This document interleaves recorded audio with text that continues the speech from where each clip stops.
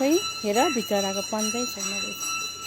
Biscuit मागेको भोलि ल भोलि आउँदाखेरि लिएर आउँछ है। हिजो तिमी थिएन त, हिजो थिएन।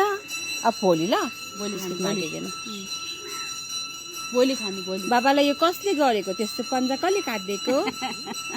अरे भोलि खाने है भोलि। त्यति पनि हिँड्न कति भोलि है भोलि ल्याउँछु ल। भोलि होइन बिहिबार ल्याउँछु ल। आजको एक हप्तामा लिएर आउँछ है कालु। यता हेर त कालु।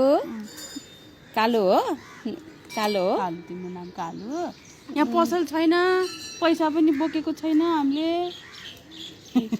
कालु कसले यस्तो हात गरेकोलाई बिचराको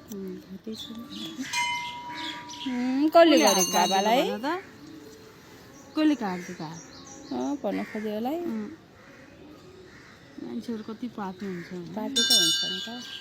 ल ल ल बस बस ल तासेरै बस्नु थालेछ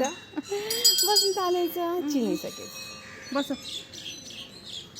कालु जस्तै गुनासो पोख्ने जस्तै हो भने बस